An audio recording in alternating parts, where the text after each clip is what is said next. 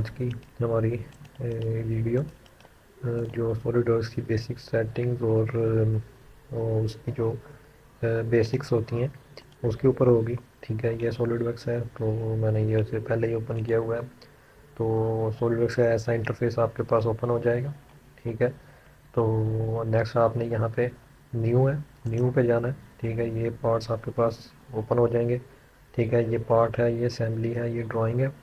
Part के अंदर आप कोई भी किसी भी तरह का पार्ट जो है सॉलिडवर्क्स के अंदर आप डिज़ाइन कर सकते हैं। उसके अलावा जो असेंबली है उसके अंदर जितने भी मल्टीपल पार्ट्स होंगे आप उनको एक साथ असेंबल कर सकते हैं। उसके बाद उसकी एनिमेशन वो सारा कुछ असेंबली के अंदर आता है।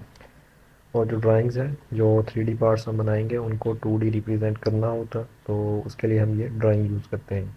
ये तीन जो हैं इसके मेन फीचर्स हैं सॉलिडवर्क्स के। ठीक है, मेरे पास जो सॉलिडवर्क्स है वो 2018 है और सबके पास अलग-अलग वर्जन होगा। ठीक है, तो आज की वीडियो के अंदर मैं आपको इसकी बेसिक समझाऊंगा। तो बगैर देर किए स्टार्ट करते हैं।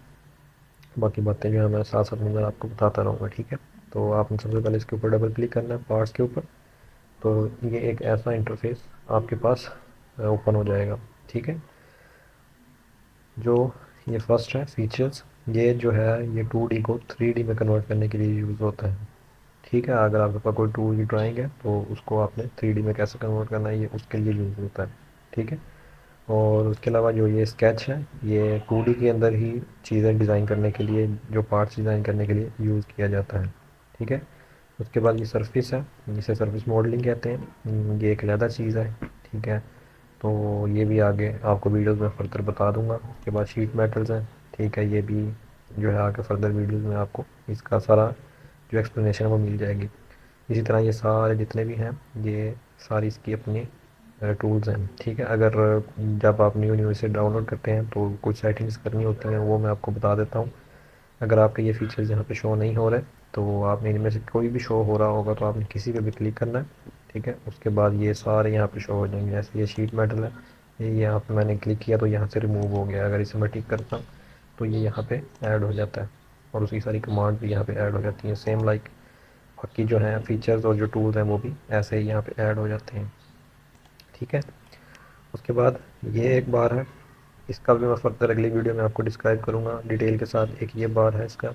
ठीक है, यहाँ पे आप मटेरियल वगैरह ऐड कर सकते हैं। ठीक है, उसके बाद ये जो है ये हाइट और अनहाइट वगैरह करने के लिए कमांड्स को, और उसके अलावा जो डायमेंशन होती हैं उनके लिए और बहुत सारे इसके अंदर कमांड्स है। उसके अलावा ये जो है ये व्यू से रिलेटेड होते हैं तो ये फर्दर जो है मैं आपको आगे बताऊँगा। उसके अलावा ये इसका एक बार है, तो इसके अंदर आप प्लेन वगैरह सेलेक्ट कर सकते हैं। वो सारा पर्पस जो है वो इसके अंदर आप कर सकते हैं। उसके अलावा ये जो है ये इसके एक्स वाई और जी प्लेन्स हैं। तो अभी ये जो है ये 3D में ही है क्योंकि इसके तीनों प्लेन्स एक्टिव हैं। अगर आपने किसी एक प्लेन पे जाकर ड्राइंग करनी है तो आपने वो प्लेन यहाँ सेलेक्ट कर लेना है। जैसे मैं फ्रंट प्लेन पे डिज़ाइन करना चाहता हूँ तो मैं टॉप पे करना चाहता हूँ या फ्रंट पे करेंगे तो यहाँ से ऐसे आपको फीचर शो होंगे। ठीक है, या तो आप इसके नॉर्मल टू हो जाएं तो ये प्लेन बिल्कुल आपके फ्रंट पे आ जाएगा और आप ड्राइंग कर लेंगे, या फिर आप इसको स्केच में कर सकते हैं लाइक दिस। ठीक है, ये आगे जो है सारा फर्दर डिटेल में आपको बताऊंगा।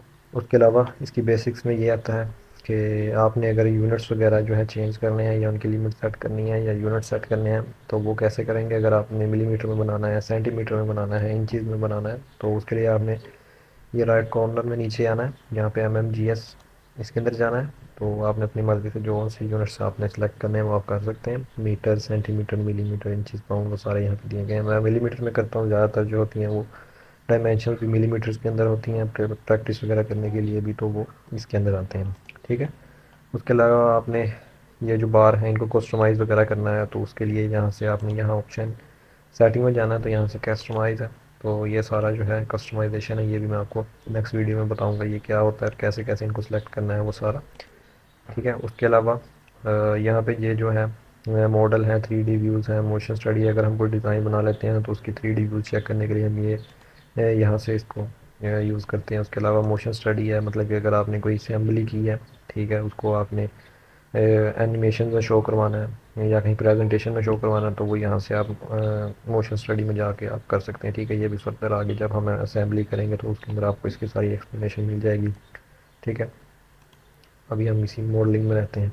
ठीक है, तो उसके अलावा यहाँ पे अगर आपको कमांड मिल नहीं रही तो आपने वो कमांड यहाँ से जाकर सर्च कर लेनी है। उसके अलावा जो है इसके अंदर आए तो ये जो एरो बना है आप इसके ऊपर आएंगे तो यहाँ से सेव अनसेव और वो सारे सेव एज और किस फोल्डर में करना है वो सारा कुछ, आप अगर न्यू फाइल आपने ओपन करनी है इसके अलावा तो यहाँ से आपने एन करना है, ये कंट्रोल एन भी करेंगे तो न्यू फाइल में ओपन हो जाएगी। ठीक है, उसके अलावा एडिट इसके अंदर भी हैं, और उसके अलावा व्यूज़ इसके अंदर भी डिफरेंट डिफरेंट कमांड्स हैं।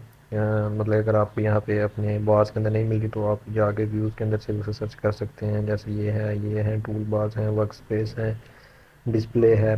ठीक है, वो सारा कुछ इसके अंदर आ जाता है। इंसर्ट में आते हैं आपने जो ये फ़ीचर्स यहाँ पे आपको नज़र आ रहे हैं, जैसे ये फ़ीचर शीट मेटल के हैं तो इसके अंदर भी आप जाके ये शीट मेटल में जाएंगे तो ये सारे आपको यहाँ पे भी मिल जाएंगे। ठीक है, इसके अंदर कुछ एक्स्ट्रा कमांड्स हैं तो वो सारी जो हैं मतलब अगर आपको ऊपर नहीं मिलती तो आप यहाँ पे आके यहाँ से भी इसको सेलेक्ट कर सकते हैं। ठीक है, उसके बाद ये टूल्स और आ जाते हैं। ठीक है, उसके बाद ये विंडोज़ आ जाती हैं। तो ये सारा कुछ जो है आपको फर्दर जब आगे हम प्रैक्टिस वगैरह करेंगे तो या डिज़ाइन वगैरह बनाएंगे कोई तो उसके अंदर आपको ये सारा कुछ मिल जाएगा। ठीक है, उसके अलावा अगर आपने कस्टमाइज़ेशन अगर इसके अलावा यहाँ से है तो यहाँ से भी आप कस्टमाइज़ कर सकते हैं। ठीक है, उसके अलावा अगर आप यहाँ जाएँ तो यहाँ से भी आप कस्टमाइज़ेशन कर सकते हैं। ठीक है, तो आज के लिए यहीं तक था। तो उम्मीद करता हूँ आपको अच्छे से समझ आ गई होगी। अगर आपको कुछ और चीज़ें समझनी है तो वो आप कमेंट सेक्शन में या मुझे मेल कर दें तो मैं ज़रूर आपका मेल देखूँगा और आपको कमेंट्स वगैरह जो हैं उनके अंदर आपको जवाब दूँगा। So that's all for today. अगर आपको वीडियो अच्छी लगी हो तो लाइक और सब्सक्राइब लाजमी कीजिएगा चैनल को, और नई नई वीडियो देखने के लिए मेरे चैनल के साथ ट्यून रहिएगा। Thank you very much, take care.